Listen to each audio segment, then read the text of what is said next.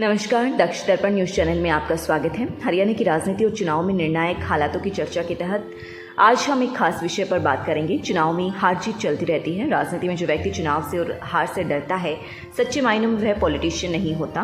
पूर्व उप प्रधानमंत्री जननायक स्वर्गीय चौधरी देवीलाल भारतवर्ष के बहुत बड़े नेताओं में गिने जाते हैं। उनकी दो खासियत उन्हें महान बनाती हैं। राजनीति में होते हुए उन्होंने कभी चुनाव में हार जीत की परवाह नहीं की। एक समय में वे दो जगह से वह भी दो पूर्व मुख्यमंत्रियों के खिलाफ चुनाव लड़े, परंतु कभी पीछे मुड़कर नहीं देखा। चौधरी देवीलाल ने 1972 में चौधरी भजनलाल के खिलाफ आदमपुर से और चौधरी बंसीलाल के खिलाफ तोशाम से चुनाव लड़ा। चौधरी देवीलाल ने साबित किया कि लोकतंत्र में जो व्यक्ति लोगों के बीच में रहेगा वही आगे बढ़ेगा। उन्होंने दो नहीं, एक बार तीन जगह से भी चुनाव लड़ा। 1989 में उन्होंने रोहतक, फाजिलका और सीकर मतलब 3 अलग अलग राज्यों में से एक साथ चुनाव लड़ा, वह भी लोकसभा का।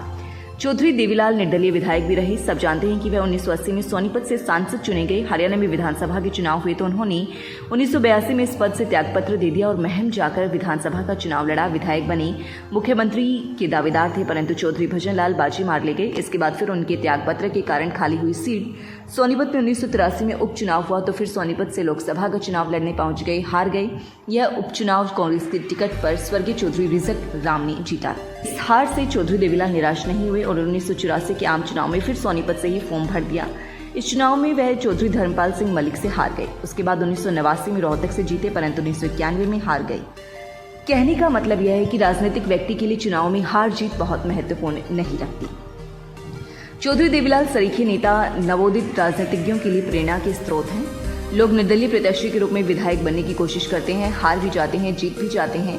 हर चुनाव में यह हार जीत होती रहती है, लेकिन हरियाणा में 2024 के विधानसभा चुनाव को लोग लंबे समय तक इसलिए याद रखेंगे कि इस चुनाव में लगभग 1 दर्जन ऐसे उम्मीदवार शक्ति प्रशिक्षण के लिए मैदान में आ गए, जिन्होंने एक रणनीति के तहत यहाँ तक कि चुनाव नहीं लड़कर या चुनाव में अपनी हार के बावजूद ऊपर का माल नीचे और नीचे का माल ऊपर करके दिखा दिया।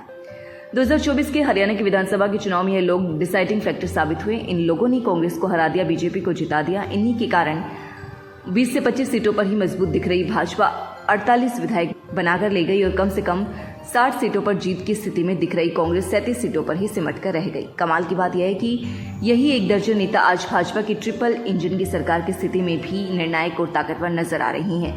इतने ताकतवर कि सत्तारूढ़ भारतीय जनता पार्टी, कांग्रेस और इंडियन नेशनल लोकदल के नेता इन्हें अपने साथ देखना चाहते हैं। अभी तक इसमें से किसी ने भी किसी भी राजनीतिक दल में शामिल होने की घोषणा नहीं की। इनकी जरूरत भाजपा को भी है, कांग्रेस को भी है और आज के दिन यह सभी लोग इंडियन नेशनल लोकदल की आशा की किरण भी बने हुए हैं। सच बात यह है कि फिर से संघर्ष करने की मुद्रा में नजर आ रही इंडियन नेशनल लोकदल के राष्ट्रीय अध्यक्ष अभय सिंह चौटाला भी इन सबको अपने साथ जोड़ने की इच्छा रखते हैं। यह सब लोग इंडियन नेशनल लोकदल के लिए प्रभावशाली चेहरे हो सकते हैं। इनके दम पर इंडियन नेशनल लोकदल खुद को एक बार फिर हरियाणा की राजनीति में अत्यधिक निर्णायक साबित कर सकता है। यही नहीं, कांग्रेस को भी यह समझाया, बताया और दिखाया जा रहा है कि लुटिया डुबोने वाले आपके ही लोग आगे भी औरों के संपर्क में यदि रहे, अगली बार भी जीत उनके लिए आकाश सुमन बनकर रह जाएगी। प्रत्यक्ष को प्रमाण की जरूरत नहीं होती। लोग कहते हैं कि हरियाणा में तो भूपेंद्र सिंह हुड्डा ही कांग्रेस है और सोनीपत जिला कांग्रेस का सबसे मजबूत गढ़ है, लेकिन बागी और नाराज जाट नेताओं ने सोनीपत में ही कांग्रेस की कलई खोल कर रख दी। 2019 के चुनाव में सोनीपत की 6 विधानसभा सीटों में कांग्रेस अपने 4 विधायक जिताकर लाने में सफल रही। वहीं इस बार पार्टी को मात्र 1 सीट पर जीत से सब्र करने को मजबूर होना पड़ा।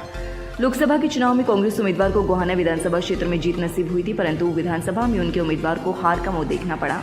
कारण था 2 जाट उम्मीदवारों का निर्दलीय प्रत्याशी के रूप में चुनाव में आ जाना। वह चुनाव में इसलिए भी आ गए कि वे चाहते थे कि पार्टी उम्मीदवार बदले। यहाँ कांग्रेस की जीत के आसार थे, भाजपा हार की स्थिति में दिख रही थी, लेकिन इन दोनों जाट उम्मीदवारों के कारण बड़ा उलटफेर हो गया और भारतीय जनता पार्टी के डॉक्टर अरविंद शर्मा चुनाव जीत गए। देखा जाए तो निर्दलीय चुनाव लड़ रहे 2 जाट उम्मीदवारों राजवीर दहिया और हर्ष शिकारा जाटों में इतना डेंट कर गए कि इसका लाभ भाजपा को जबकि नुकसान कांग्रेस को होता चला गया। आज स्थिति यह है कि भारतीय जनता पार्टी के नेता जहां इन दोनों के प्रति अंदरूनी सहानुभूति रख रहे हैं, वहीं इंडियन नेशनल लोकदल के नेताओं की नजर भी इन दोनों पर लगी हुई है। इंडियन नेशनल लोकदल के नेता यह मानकर चल रहे हैं कि यह दोनों या कोई एक यदि उनके साथ आ जाए तो गोहाना में उनका जनाधार निश्चित तौर पर बढ़ जाएगा। इस चुनाव में लगभग 10,000 वोट बटोर कर ले गए राजवीर दहिया, जिन 2 बातों का दावा चुनाव से पहले ही छाती ठोक कर रही थी, वे दोनों सच साबित हुए। यह है कि जगबीर मलिक चुनाव नहीं जीतेगा और भूपेंद्र सिंह हुड्डा चीफ मिनिस्टर नहीं बनेगा। मतदान के समय दीपेंद्र हुड्डा का राजवीर दहिया के गांव में विशेष तौर पर समय लगाना राजवीर दहिया के दावों की अहमियत को दर्शा रहा है। राजवीर दहिया दावा कर रहे हैं कि विधानसभा के चुनाव में कई निर्णायक निर्दलीय उम्मीदवार उनके संपर्क में थे। उधर कांग्रेस के नेता इसकी अहमियत को स्वीकार करने लगे हैं। यहाँ तक कि समर्थक भी अब इन्हें मनाने के पक्ष में चर्चा करने लगे हैं। सोनीपत में ही गन्नौर विधानसभा क्षेत्र की बात करें तो यहाँ निर्दलीय देवेंद्र कादयान ने निर्दलीय उम्मीदवार के रूप में चुनाव लड़कर पासा पलट दिया। यदि वह निर्दलीय प्रत्याशी के रूप में मैदान में नहीं आते तो गन्नौर से कांग्रेस को जीत नसीब हो सकती थी।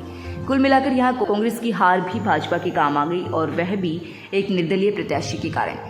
बड़ौदा जिला सोनीपत का एकमात्र ऐसा विधानसभा क्षेत्र है जहां से उसे जीत हासिल हुई, लेकिन जीत का मार्जिन 5000 के आसपास रहा। निर्दलीय चुनाव लड़ रहे डॉक्टर कपूर सिंह नरवाल ने चुनाव में जिस तरह कांग्रेस को पसीने छुड़ा रखे थे, इसका लाभ पूरे सोनीपत जिले में भाजपा को मिल रहा था।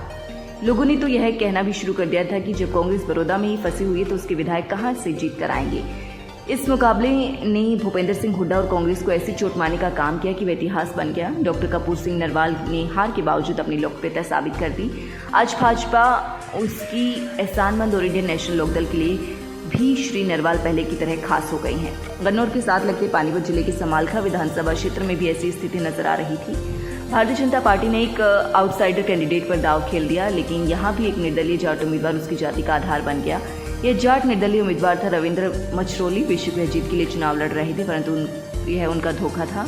उनके चुनाव लड़ने का असर यह हुआ कि कांग्रेस चुनाव हार गई और भारतीय जनता पार्टी चुनाव जीत गई। इस जाट निर्दलीय उम्मीदवार के भाजपा नेता इसलिए शुक्रगुजार है कि वहां चुनाव में इसलिए जीत हुई कि रविंद्र मछरोली चुनाव लड़ रहे थे और शशिकांत कौशिक ने चुनाव लड़ा नहीं, वरना जीत के असर कई कारणों से बन नहीं रहे थे। भारतीय जनता पार्टी के नेता आज यह महसूस करते हैं कि समालखा में रविंद्र मछरोली जैसा एक जाट उम्मीदवार पिछले चुनाव में भी मैदान में होता तो शशिकांत कौशिक चुनाव जीत जाते।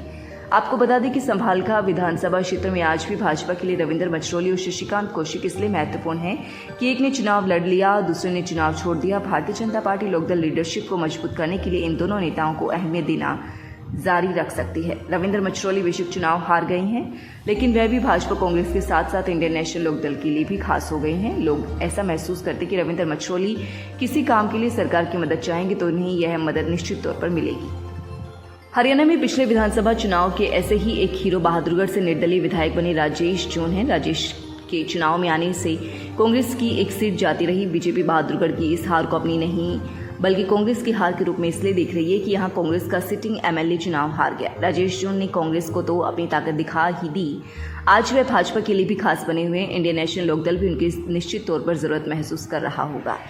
चरखी दादरी में ऐसी स्थिति थी कि सीट भी कांग्रेस को जा सकती थी। कांग्रेस ने गलती की जिससे उसे भुगत लिया, लेकिन इसका लाभ भारतीय जनता पार्टी को इसलिए मिल गया कि कांग्रेस की टिकट के प्रबल दावेदार पूर्व विधायक सोमवीर सांगवान ने चुनाव नहीं लड़ा।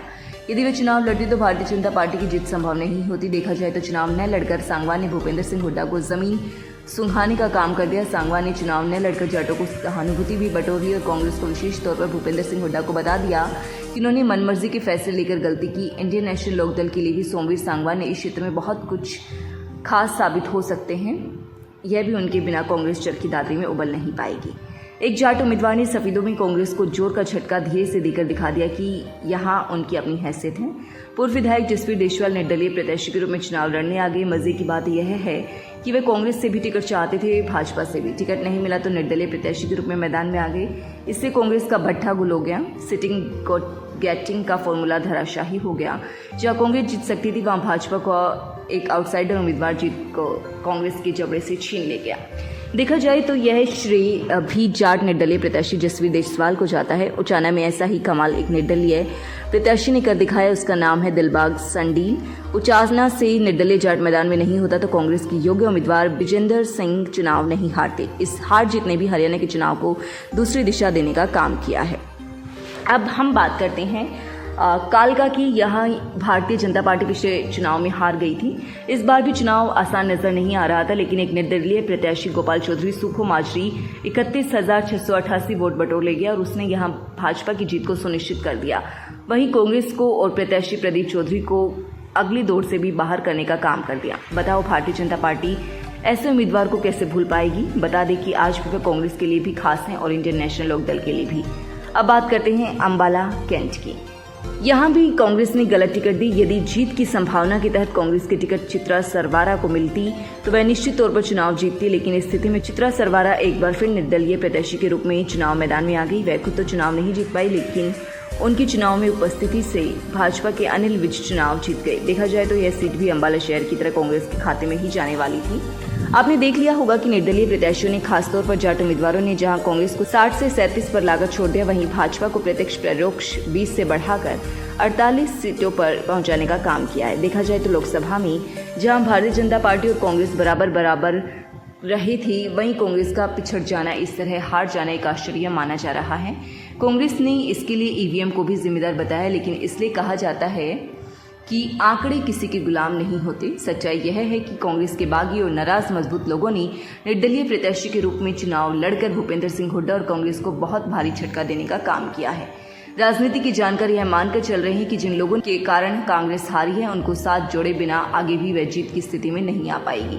हाँ, एक बात जरूर हुई है कि इससे अति आत्मविश्वास कहें या राजनीतिक बेवकूफ़ी की लोहारू में भाजपा के प्रत्याशी जेपी दलाल किरण चौधरी की बेटी श्रुति चौधरी को चुनाव हराने के चक्कर में खुद चुनाव हार गए, लेकिन भाजपा ने इस हार को जाटों के गढ़ कहे जाने वाले विधानसभा क्षेत्र बाढ़ से कंपनसेट कर लिया।